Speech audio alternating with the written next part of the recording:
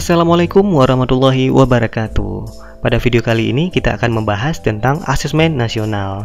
Sekarang asesmen nasional memang lagi hangat-hangatnya diperbincangkan ya, karena memang dalam waktu dekat asesmen nasional ini akan diberlakukan mulai dari SD, SMP, sampai SMA dan sederajat. Asesmen nasional itu sendiri adalah salah satu bentuk evaluasi sistem pendidikan yang dilaksanakan oleh pemerintah pada jenjang dasar dan menengah. Jadi untuk tahun ini, Menteri Pendidikan kita sekarang ingin merubah ujian nasional menjadi asesmen nasional atau disingkat dengan AN. Perubahan tersebut dikarenakan ujian nasional itu kerap kali menjadi hal yang menakutkan bagi siswa. Nah, dikarenakan ujian nasional itu menyangkut dengan masa depan siswa tersendiri ya.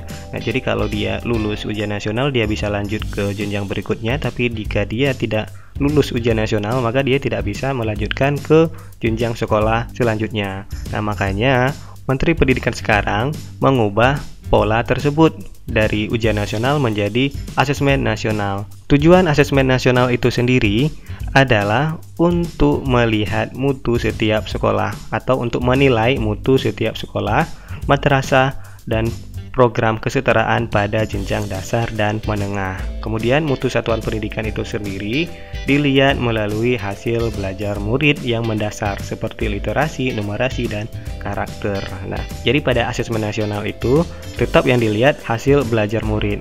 Jadi pada asesmen nasional, murid tetap mengikuti tes tapi tidak dilihat hasilnya per siswa atau per murid. Tapi yang dilihat adalah satuan pendidikannya. Nah, kemudian asesmen nasional itu dilaksanakan berbasis komputer. Nah, sekarang yang jadi pertanyaannya, apa perbedaan ujian nasional dengan asesmen nasional? Karena sama-sama murid juga mengikuti tes. Jadi, beda UN dan AN atau ujian nasional dengan asesmen nasional. Yang pertama, ujian nasional itu menilai hasil belajar peserta didik pada akhir jenjang. Sedangkan asesmen nasional itu mengevaluasi kualitas pendidikan. Jadi di ujian nasional itu yang dilihat, yang dinilai adalah hasil belajar si peserta didik secara individual ya, secara individu yang dilihatnya. Sedangkan di asesmen nasional itu yang dilihat adalah kualitas pendidikannya dari hasil belajar peserta didik, dari hasil survei karakter dan survei yang lainnya. Nah, jika kualitas pendidikan di satuan pendidikan tersebut rendah, maka satuan pendidikan tersebut perlu mengevaluasi kualitas pendidikan di sekolah tersebut. Kemudian yang kedua, perbedaannya di ujian nasional itu mengukur capaian individual peserta didik, sedangkan di asesmen nasional memotret input, proses, dan hasil belajar pada satuan pendidikan.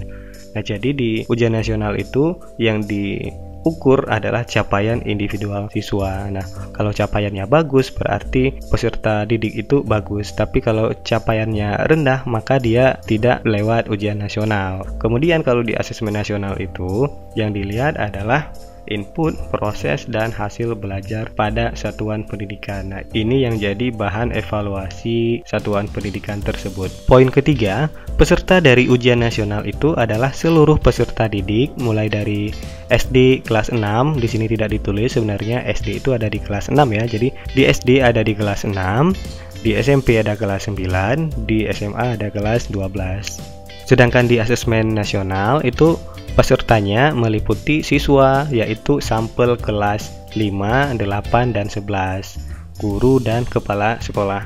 Jadi perbedaannya di ujian nasional itu pesertanya adalah peserta pada akhir jenjang, mulai dari SD kelas 6, SMP kelas 9, dan SMA kelas 12. Sedangkan pada asesmen nasional itu tidak semua siswa diikutkan ujian asesmen nasional, tapi cuma sampelnya saja. Nah, kemudian yang diikutkan kalau di SD itu kelas 5, sedangkan di SMP itu kelas 8, kemudian di SMA itu kelas 11. Nah, kalau dilihat dari sampel kelasnya, ini merupakan pertengahan dari setiap satuan pendidikan ya. Di SD itu kelas 5, kemudian di SMP itu pertengahannya kelas 8, kemudian di SMA itu pertengahannya kelas 11. Kemudian perbedaan yang keempat, di ujian nasional itu ada laporan individual peserta atau namanya SHUN, sertifikat hasil ujian nasional, atau dulu kita sebut dengan SKHUN ya. Sedangkan di asesmen nasional itu tidak ada, yang ada hanya laporan untuk satuan pendidikan. Lebih tepatnya ini rapornya untuk satuan pendidikan, untuk sekolah ya. Nah, sedangkan di ujian nasional itu laporannya untuk seluruh peserta didik. Sedangkan di asesmen nasional laporannya hanya untuk satuan pendidikan. Kemudian asesmen nasional itu sendiri meliputi 3. Yang pertama ada asesmen kompetensi minimum, kemudian ada survei karakter, kemudian ada survei lingkungan belajar. Sering kita dengar pertanyaan, apa perbedaan asesmen kompetensi minimum dengan asesmen nasional?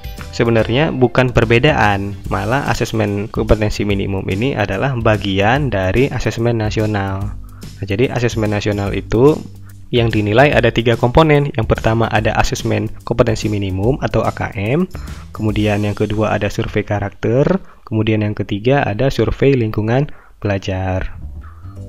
Di asesmen kompetensi minimum itu sendiri yang dinilai nanti adalah literasi dan numerasi. Literasi itu adalah kemampuan dalam membaca, menulis, sedangkan pada numerasi yang dinilai itu adalah kemampuan dalam berhitung atau kemampuan matematisnya siswa.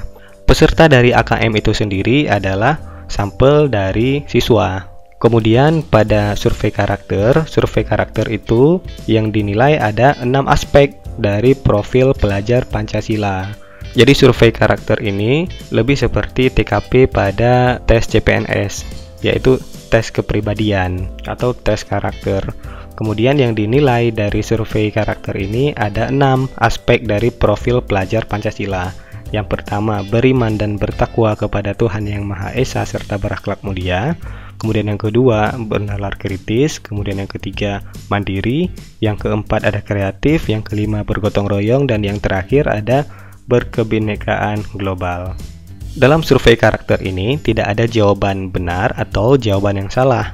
Kemudian peserta yang mengikuti survei karakter ini adalah siswa. Kemudian survei lingkungan belajar. Adapun yang dilihat dari survei lingkungan belajar ini adalah aspek yang terpilih dari model sekolah efektif atau 8 standar nasional pendidikan, di mana 8 standar nasional pendidikan itu terdiri dari yang pertama standar isi, yang kedua standar proses, yang ketiga standar kompetensi lulusan, yang keempat standar pendidik dan tenaga kependidikan, yang kelima standar sarana dan prasarana, yang keenam standar pengelolaan, yang ketujuh standar pembiayaan, yang terakhir nomor 8 adalah standar penilaian pendidikan.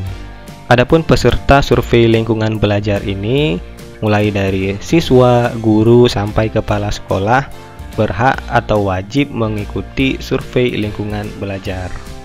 Adapun instrumen asesmen nasional dan informasi yang dihasilkan sebagai berikut. Nah, instrumennya seperti yang kita bahas tadi kan ada 3. Yang pertama ada AKM, kemudian survei karakter, kemudian survei lingkungan belajar.